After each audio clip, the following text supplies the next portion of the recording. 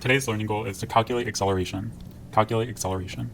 So I want us to consider the following situation, which is different from what we've been looking at so far. Imagine you have a little car, and the car starts at rest. So the velocity initial is 0 at the initial time of 0 seconds. And then after 1 second, now the car is moving slightly. And after 2 seconds, now the car is moving even a little faster, and it's moved even further. And then after 3 seconds, the car is now moving at 3 meters per second. It's moving even faster still. And at time equals 4 seconds, now the car is moving at 4 meters per second. So with every second, the car is gaining some additional velocity, right? We're going from 0 meters per second to 1 meter per second to 2 meters per second to 3 meters per second to 4 meters per second. So the car is speeding up. This is something that we call acceleration. So I want us to look at some position versus time graphs, and then we'll look at the velocity versus time graph, and let's try to see what's going on. So if you remember, the velocity of the car is the slope of the position time graph. So at first, the car is not moving, so the slope should be 0 at this initial position. So notice, right, the slope of our curve here, our position time graph, starts flat, but then as the car starts to move, the slope gets steeper and steeper and steeper and steeper and steeper. We said that the slope of the position time graph is the velocity. So if we look, initially the slope is very flat, so the velocity is 0, and then later the velocity has increased to 1 meter per second, so we're starting to get a little bit of a steeper slope in our position time graph. And then after 2 seconds, the slope is even steeper still, and after 3 seconds, the slope is even steeper, and so on. So the car's velocity is increasing, and it's increasing at a steady rate. And so now, in the same way that we said, okay, let's look at the slope of the position time graph to find the velocity.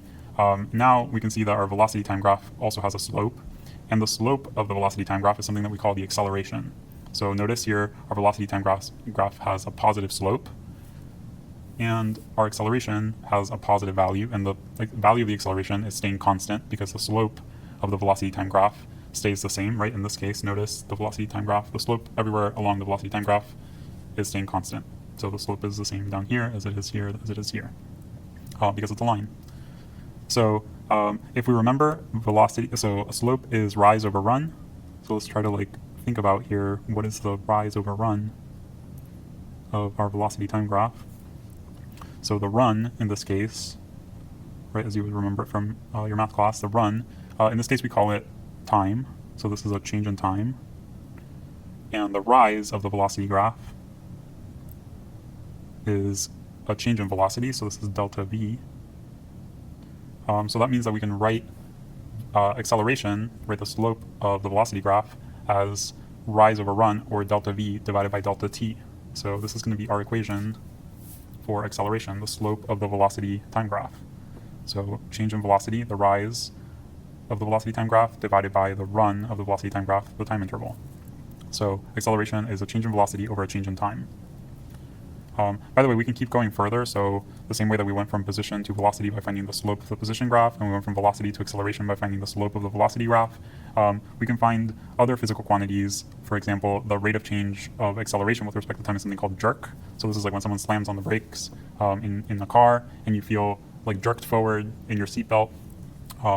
And you can go even further still. So the rate of change of jerk with respect to time is called snap, and the rate of change with respect to time of snap is called crackle, and then the rate of change of crackle with respect to time is called pop, which seems kind of ridiculous that it goes position, velocity, acceleration, jerk, and then snap, crackle, pop, but it's true. Look it up.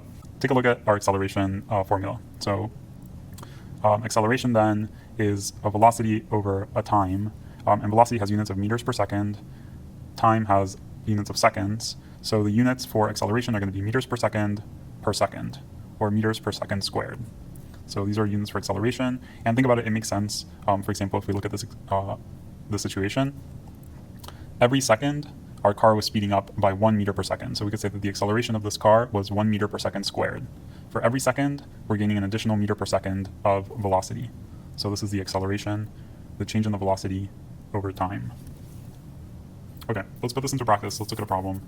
So our first example, it says a car starts from rest and accelerates north to a speed of 35 meters per second over a time interval of 10 seconds. What is the car's acceleration? Okay, so here's something that we have to pay close attention to. It says it starts from rest. So maybe let's underline this because there's some implied information here. So the car starts from rest, meaning that the initial velocity of the car is 0 meters per second. So even though they didn't tell us the car's initial speed is 0 meters per second, we should understand that from this statement, that the car starts from rest. It stopped when it begins its motion. So the initial velocity of the car is 0 meters per second. Next it says it accelerates north. Okay, so they're telling us direction. Acceleration is a vector, so we're going to pay attention to that. The car is accelerating north. The speed of the car after its acceleration is 35 meters per second, so the final velocity is going to be 35 meters per second over a time interval of 10 seconds. So time interval means the change in time. So this is going to be 10 seconds.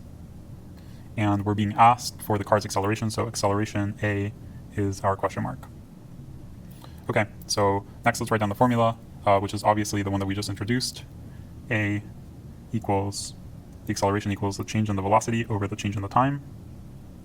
And change in anything is the final minus the initial, right? So change in velocity is going to be the final velocity minus the initial velocity. And we can start substituting in values into our equation. So final velocity is 35 meters per second, minus the initial velocity is 0 meters per second, divided by the time interval, 10 seconds.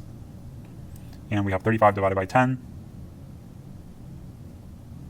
which is 3.5 meters per second squared, because this is an acceleration, and acceleration is a vector. So let's put little arrows on top of our vectors to remind ourselves that these are vectors. So 3.5 meters per second squared in the north direction. So 33.5 meters per second squared in the north direction. And that's our answer. Okay, so I'm going to give you one to try now. This one, the shark problem. A shark accelerates from 5 meters per second to 25 meters per second in 4 seconds. What is the magnitude of the shark's acceleration? So you do this one on your own, and I'll come back to show you the solution, but try it on your own first. Pause the video now.